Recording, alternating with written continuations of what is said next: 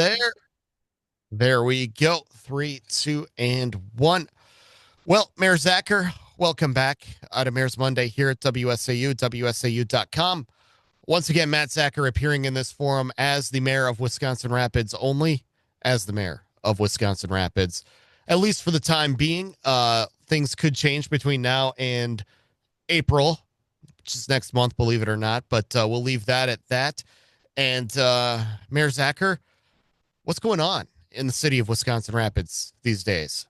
Oh, all good things. Just trying to, deal with the summer winter crossover that we keep going back and forth on. So I think we love it. We love the warm weather, but yeah, sounds like it hit again by some snow. Everybody is, so it's not like, Exactly. Exactly.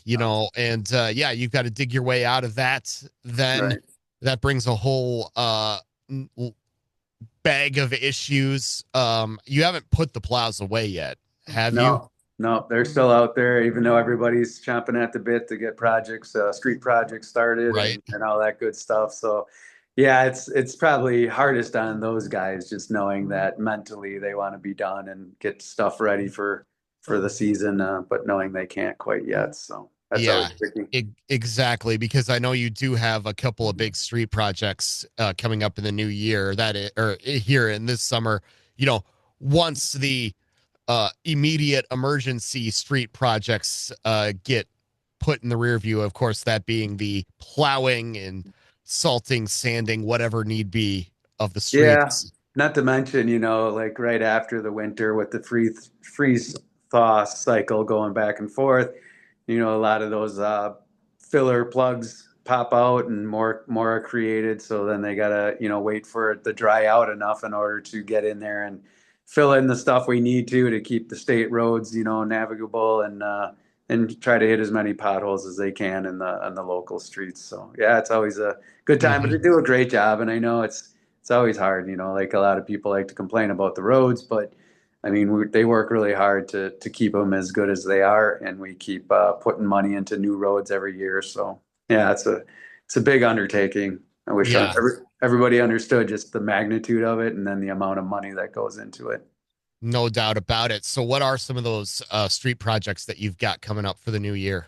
The biggest one we have going on is Jackson Street, which is going to include a couple of roundabouts, connect to another roundabout going around the courthouse. They're going to be building a new parking lot in front of the building that'll be connected, so there won't be any. A lot of people right now have to walk across a busy street in order to get to work, and that's always scary just because that's the most traffic going at the same time in the cars too. So it'll be good to do that, but then it leaves us open for a lot of other possibilities in terms of development and all that. But the road, Jackson Street, will be developed around that parking lot, and then what we're doing with we call the triangle property and all that stuff. So it's going to be great, long overdue. We'll be able to narrow it down from two lanes going both ways to one with turn lanes and make it look much nicer. And so we're excited about that. They call that a road diet, Yeah, right? yeah, yeah. Slim down the road. Mhm. Yeah, That be able to make it look much nicer though too, so mhm. and more organized. So it'll be uh, good. That's our as big far project. yeah, as far as development goes in there, that's something that everybody likes to hear. And anything in particular that you're thinking in that area that you'd like to accomplish? Oh, gotta I have ideas and other people have different ideas. So it's tough right now until you are able to vet them out and kind of get enough buy-in to them to say this is the direction we're moving forward. As much as I would like to think as mayor, I get to, make all those decisions and make it happen. It's not as Naturally. simple as that. And I wouldn't really want it that way. I don't necessarily want to force ideas. I'd rather get if I'm doing my job right, it's Hmm. being able to communicate effectively and get other people to buy in and get the right people on board and make it happen. So it's So better that way. the developers will bring the ideas to you, not the other way around, right? Well, somewhat, but at some point in time too, if it's not a develop, if some certain things aren't going to happen because you can't incentivize it enough or it just doesn't make sense, then I think as a city you have to have a vision enough to be able to say this is what we want to see for the benefit of the entire community. And if you do those things, chances are good it might bring in more people willing to develop because now you have more people coming downtown, that placemaking type thing that I've Mhm. learned about through community development planners and stuff like that. So, yeah, but again, you got to balance that out with tax revenue from buildings that could go up that would be making more money. So it's not as simple as one way or the other. It's just at some point in time making a decision and moving forward with it, and it will be what it will be. So then the other thing you've got going on right now is uh, the EMS contracts with the surrounding communities. I know this is something that's been discussed quite a bit at the city level. Give us an idea of where we're at on this issue. Well, it was 7 contracts that we were working with, and that started about 4 years ago. And I don't need to go into details then, but the long and short of it is we started taking on contract areas.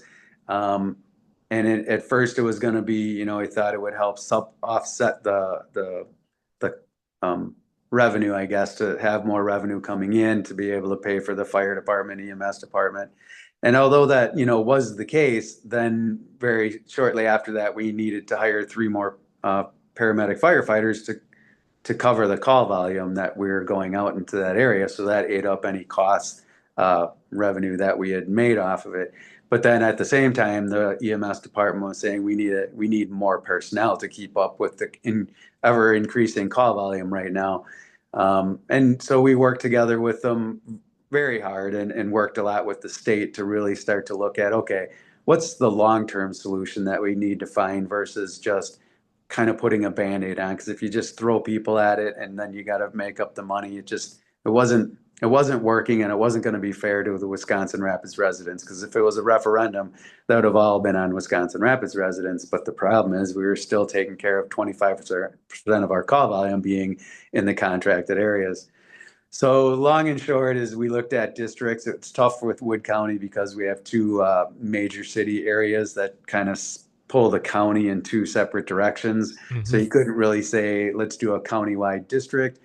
We looked at a South Wood County district, but that got pretty hairy too and very expensive if you tried to say, okay, everybody has to participate in all the costs because by right, by statute, Wisconsin Rapids being over 10,000 people has to have a certain level of service anyways.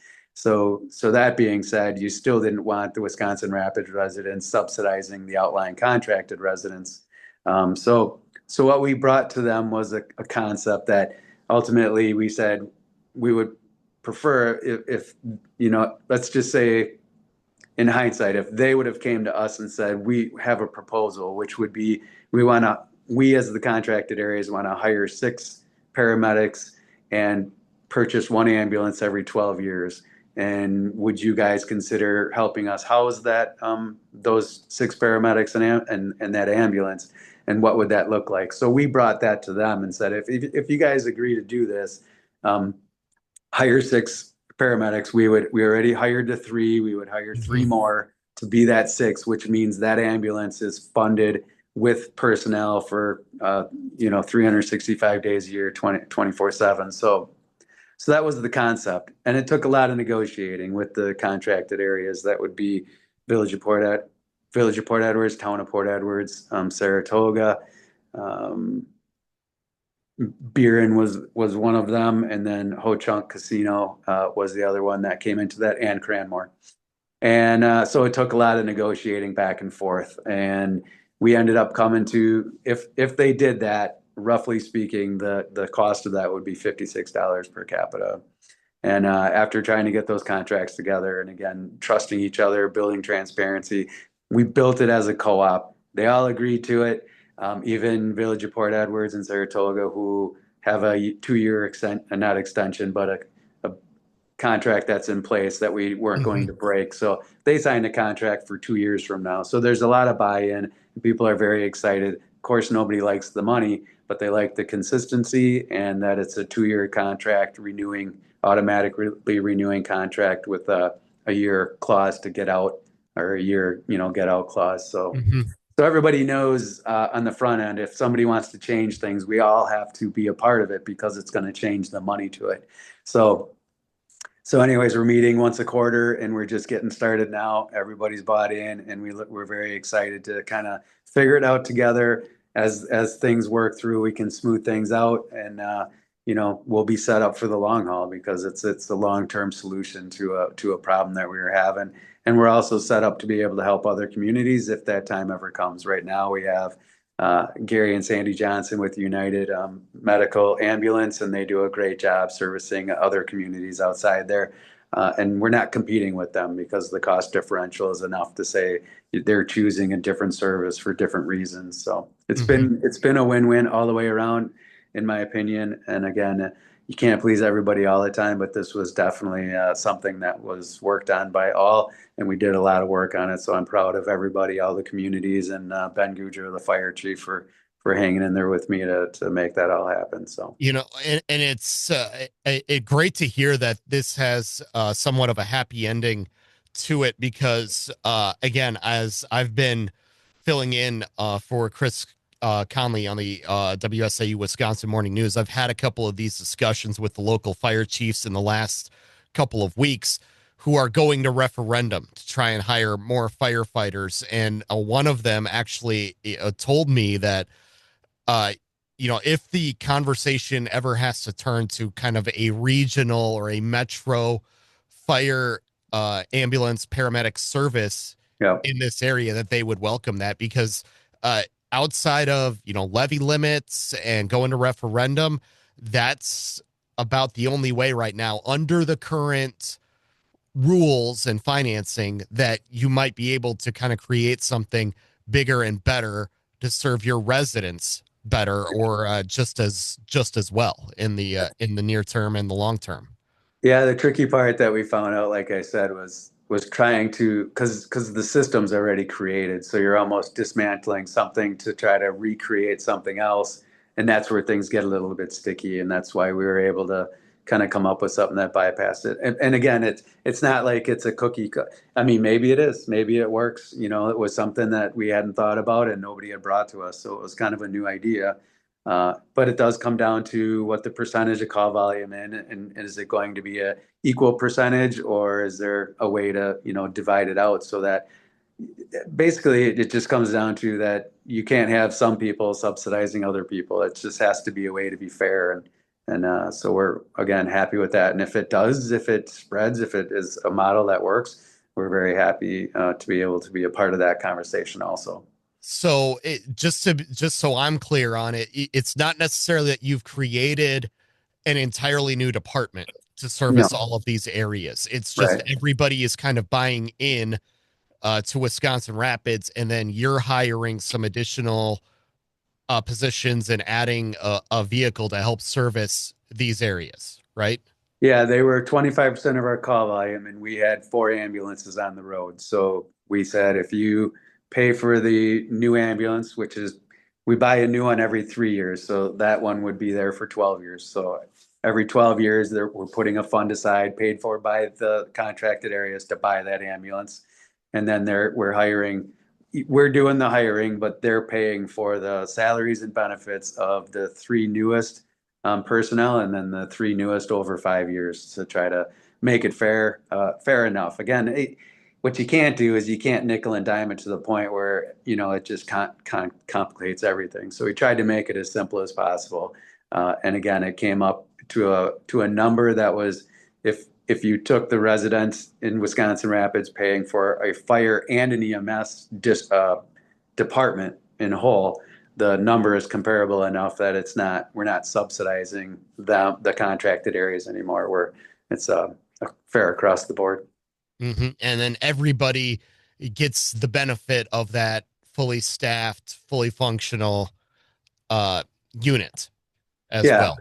Yeah. Because let's say they still have the benefit of if there's 2 calls in one of those towns or villages, we're still going to send 2 ambulances. Mm-hmm. And on the same side, if we have 4 calls in our area, we have the ability to send everybody's covering everybody. It's just that they're paying for this percentage of that effort.